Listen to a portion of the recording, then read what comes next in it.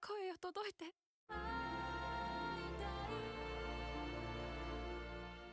Few movies hook me the way this movie did. So Belle is actually kind of funny because there's two stories. You know, one of them is Belle. If anyone has seen Beauty and the Beast, that is one. But the second one is, it's obviously connected to it, but it's a story in its own. So the first one is, if we all have seen it, Beauty and the Beast.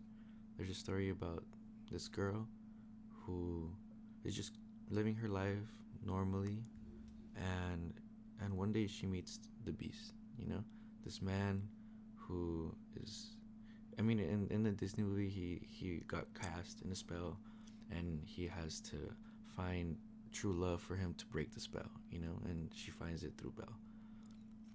But just to not spoil this, in this one, it's not that story. It has very, very clear inspiration from it. That scene where Belle and the Beast are dancing in the mansion that is in this movie, the castle is in this movie, and it's this dark castle compared to the entire internet, because that's where half of the movie takes place, right? Right now, it can be called the metaverse. But that's something that's very, very interesting and appealing to me as a person, and that's why I found it really interesting. And I really feel that in the future we're gonna look back on this movie when we have this, you know, internet society that we live in, and we're gonna think like, you know, we're just gonna be really nostalgic. It's this internet world that exists, right? But before we get to that, we have to talk about the real world in which this girl lives. She's this humble countryside girl. She lives out in the country, and her dynamic with her dad is the first thing that we kind of see. You know, you can see that she's very closed off. She doesn't even talk to her dad. The only person she really talks to is her best friend. So the only girl who she constantly talks to and who she's very close to is Hiro-chan. And she's part of the reason why she becomes who she is in the internet. You know, she's kind of like the friend who does all the marketing per se. It's funny because they hide out in the school, the elementary school where they used to go to, and she has like one of the offices, and it's just like this big computer screen, and she just like is always constantly like looking at stuff, you know. But so she's the only one, and you can really see how secluded she is. She's living at the very beginning. She's living her life, and her best friend is always just talking shit about everyone. You know, they're looking at the popular girl, and she's like performing, and all the girls are just sucking up to her. You know, all the girls are like, "Oh my God, she's so pretty," blah blah blah blah blah blah blah. And then one of the other main characters that later pops up is this dude who had just created his own club, and he's trying to make everybody like, hey, join the club, join the club, join the club. And it's really funny because he just looks really creepy doing it, you know. And then the next character is this really athletic guy, you know, like your typical attractive guy who's really good at sports. And so she's just kind of living her life. She goes home, and again, the relationship with the father is kind of, you know, in shambles. We don't really know why up until that point.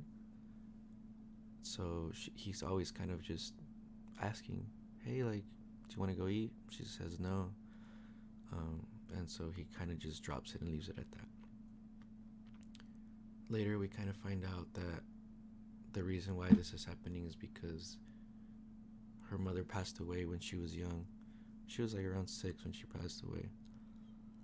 And she's still like having to live through that because the way she died is the mom was saving another girl who just the river that day just was so tremendously insane that there's this little girl just stuck in a little bump island, and she goes out there, tries to save her, and she ends up losing her life.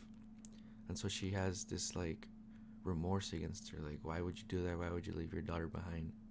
Like, was this little girl's life that worth it to you? And so she has this remorse towards her, which leads to her not continuing to pursue music, you know. And that was one of the biggest things that her mom and her had growing up. So obviously she was really musically talented, but she couldn't because of the whole trauma that she was going through, you know.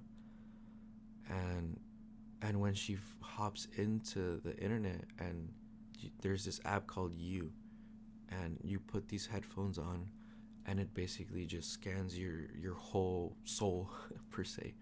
It knows your flaws, it knows what you're good at, even if you don't know yourself. And there's no way to hide who you are in this app, in this world, you know. So she kind of gets teleported in for the first time, and the first thing she realizes is, oh my god, I can sing, you know. And that's something that she had been so traumatized by the last few years, that her trauma just wouldn't let her sing. Every time she tried singing, she would throw up. She was in disgust because she just couldn't accept the fact that, that her mom wasn't there, and that their one thing that was bringing them together was music. And so she proceeds to start singing. She doesn't think much of it. She just sings.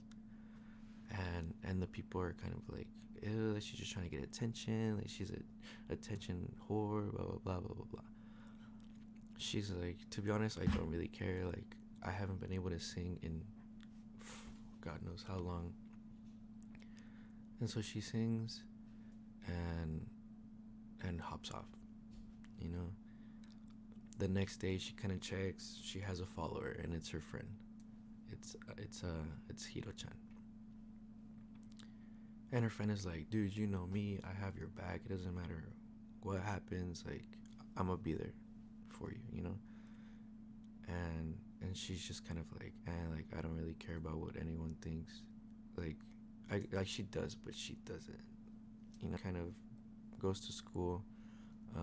The childhood friend, which is Shinobu, one day approaches her, like, and he just asks, like, is everything okay? What's going on? She's like, dude, don't worry about it. Like, I'm not a kid anymore. You don't have to worry about me. But this gets the whole school worked up. You know what I mean? Like, it's just like, oh my god, they were holding hands, blah blah. Did he ask him out? Just, typical slice of life aspects of that. And that's when she realizes that her persona Belle in the story, or in the internet, is getting millions of followers. Millions. Everybody wants to know who she is. Everybody wants to hear her sing. And she's kind of like, what the heck is going on? You know, like, I'm just this nobody.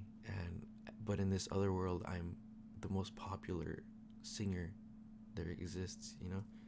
So she goes on, she performs in front of, we're talking about, bro, hundreds of millions of people. Like, it's crazy. Because in this world, you don't have to physically be there. All you gotta do is put them in, and you're there, you know? And that's where the future's going. That's what I'm talking about, you know? But she performs, and then the beast comes in. Boom, flying in. The police come in. They're more of like soldiers of justice, because there's no such thing as police in the internet. And so there's these people who kind of brought it on themselves to be justice, you know? So they're chasing this dude, and she's kind of intrigued. She's like, who is this guy, you know? And in the back, he has this little cape, and it's like, it has like different shapes and stuff, but it's like, and everybody's she's like, what is that? Like, that's cool fashion statement, I guess. Fight scene, and I was not expecting fighting scenes in this movie like this, but the beast gets down with the justice people, and so he's fighting for his life. He's just trying to, escape, And so she's intrigued. She's like, who is this person? So the whole rest of the movie is her trying to find him, and just the emotional journey that finding him, knowing who it is, figuring out why he has those I guess like colors, because they're color schemes that you don't think much of it. They're just color schemes, but you find out what those mean. Um, it's really a journey, and I haven't been invested in something like this in a long time. All I'm gonna say after this, I think this is a good cutoff point, because once we start, I mean, she goes on to look for him, right? She finds the castle. She talks to him. She tries to get him to open up to him. He doesn't. He's like, dude, like, mind your own business. Like I'm gonna do me, you know. Everything after this point is just, it's just something that I would want you to experience for yourself. And all I can say is that for the rest of that time, so the runtime was about over 2 hours, right? And I'm pretty sure that all this starts to go down around hour one. From hour one to hour two, it's just an emotional roller coaster. You know, you go like this, you're happy, and then you're sad, and then you start to feel happy again, and then you just get sad again, and then it's sad. Like, it's sad because this movie is so different, because it explores something that not many people talk about. And if bullying exists in the real life, why would it not exist in the internet? And it exists now. You know, there's such thing as cyberbullying, and it's one of those problems that, yes, we see it in anime, we see it talked about it all the time, but there isn't something that brings you in and hooks you and tells a story the way this story does. Just seeing how her trauma starts to kind of ease, you know, and she starts to accept it. It's just, it's a journey, man. And I teared up for the last 45 minutes. I was tearing up, happy tears, sad tears, and and there's this one scene that kind of, I felt it, you know, music. Ever since I watched Your Lie in April for the first time, I understood how valuable music can be in an anime, because songs that she writes are songs that she would want to say to her mom. and one of the first things that everybody says is, it feels like she's singing to me, because we all have our traumas, we all have, you know, experiences that kind of linger in our past and we never forget, you know. And just the climax is insane. But it's one of those movies that I see myself watching a lot, and moving towards the future. I definitely am gonna grow to like this even more as we start, you know, maybe slowly progressing into life like that. If you can watch it in the movie theaters, do. It's part of the reason why movie theaters are so important, at least to me.